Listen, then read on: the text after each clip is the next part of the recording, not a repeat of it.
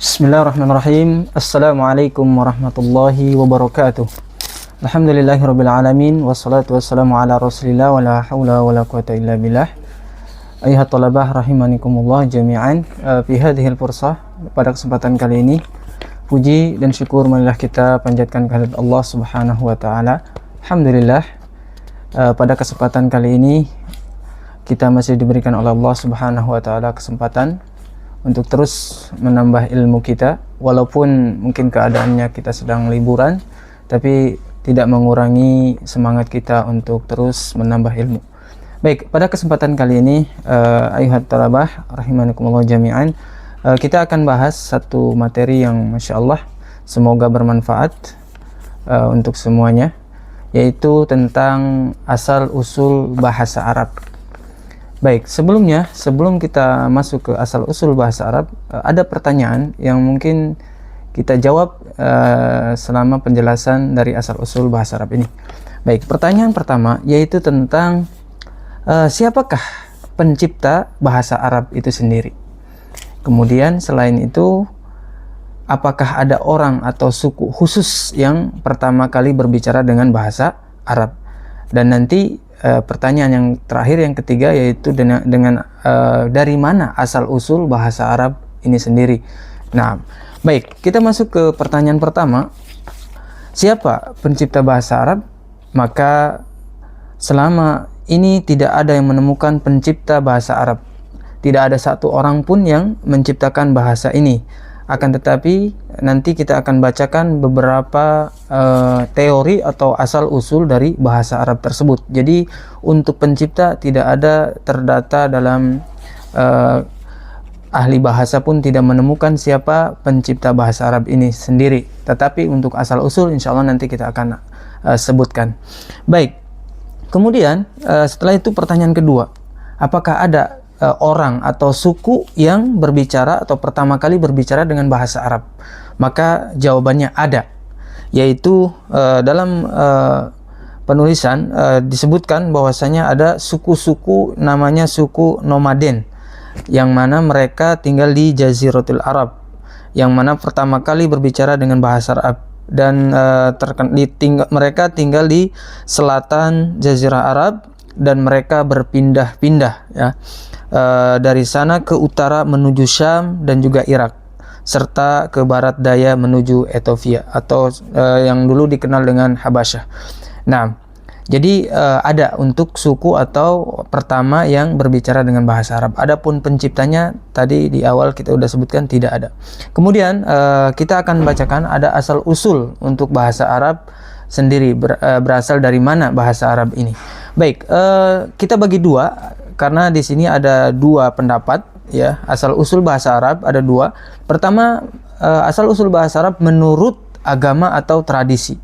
Dan ini kalau kita cari di berbagai internet, misalnya di Google dan sebagainya, akan menemukan bahwasannya menurut tradisi atau agama, maka asal usul bahasa Arab adalah, yaitu ada menurut beberapa para ahli berpendapat bahwasanya berasal dari bahasa Nabi Adam alaihissalam. Nah, yaitu bahwasanya Nabi Adam adalah manusia pertama yang tinggal di muka bumi ini, dan dikatakan beliau menggunakan bahasa Arab. Sebagaimana beberapa penafsiran bahwasanya Allah Subhanahu wa taala mengajarkan semua nama kepada Nabi Adam alaihissalam, termasuk bahasa. Nah, maka di sini yang berpendapat bahwasanya Nabi Adam menggunakan bahasa ini. Kemudian karena terjadinya bencana di zamannya masa dakwah Nabi Nuh alaihissalam, maka hilang untuk pencatatan terkait dengan bahasa Nabi Adam. Kemudian ada yang berpendapat, ini masih menurut agama atau tradisi ya, yaitu bahasa Arab berasal dari Nabi Ismail, yang mana Nabi Ismail adalah keturunan dari Nabi Ibrahim alaihissalam. Nah, dan ini juga berpendapat bahwasanya untuk bahasa Arab ini berasal dari Nabi Ibrahim ya, Nabi Ismail, Abul Anbiya. Nah, kemudian asal usul yang menurut kedua, yaitu menurut linguistik atau ahli bahasa atau ahli sejarah. Dan ini mungkin yang lebih mendekati karena ini lebih ke maklumat yang diinikannya.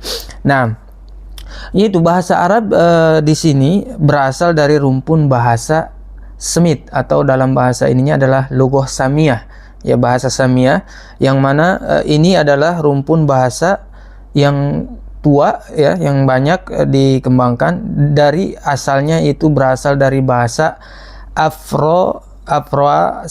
Afroasiatik. Nah, dalam penemuan dari menurut etolog organisasi yang membahas tentang bahasa, dan juga glotolog, mereka menyimpulkan kelompok bahasa itu ada 12, dan diantaranya ada namanya Afroasiatik. Nah, di antara Afroasiatik adalah lughah bahasa Semit atau bahasa Samiyah. Nah, bahasa Arab ini berasal dari bahasa Semit ini, yang mana bahasa Semit ini juga bukan hanya bahasa Arab, termasuk nanti yang mendekati ke bahasa Arab, yaitu diantaranya bahasa Ibrani, dan juga bahasa seperti Akaida dan yang lainnya, atau di sini ada juga bahasa Amhar dan yang lainnya. Tapi yang banyak digunakan untuk bahasa Semit adalah ada 4 bahasa, ya, dan ini bahasa Semit yang menyebar di Semit bagian tengah. Nah, yaitu bahasa Arab dengan total jumlah pembicaranya yang sangat banyak. Nah,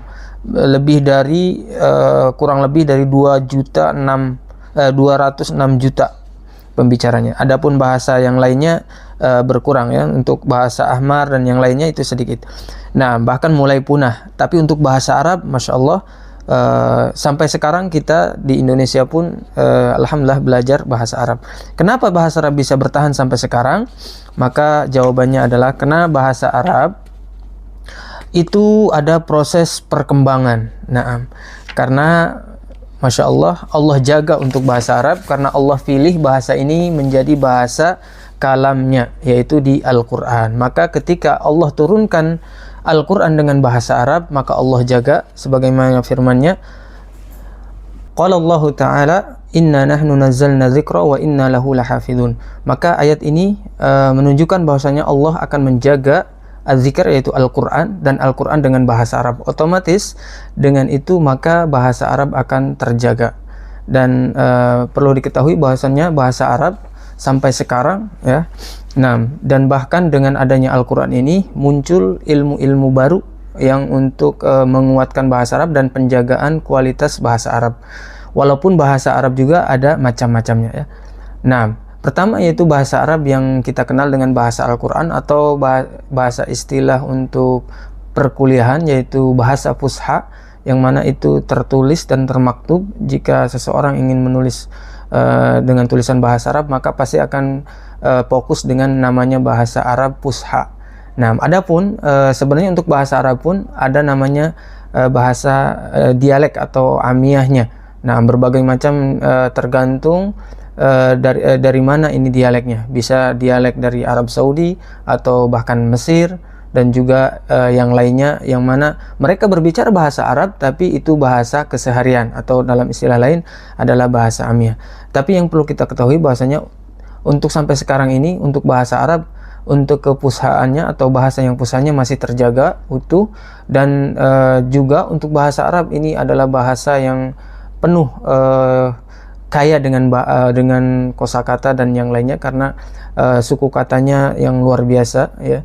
Dalam huruf-hurufnya, walaupun 3 huruf bisa berarti banyak. Maka ahusukum ayuhat talabah untuk semangat terus belajar bahasa Arab, karena bahasa Arab inilah kunci kalau kita ingin paham agama.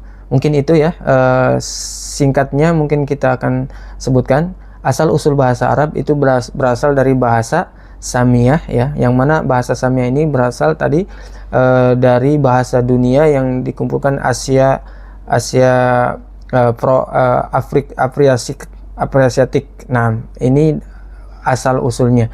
Jadi selain Semit atau bahasa Samiyah itu berasal dari Afroasiatik. Nah, barakallahu fikum, mungkin itu yang bisa kami sampaikan. Semoga bermanfaat.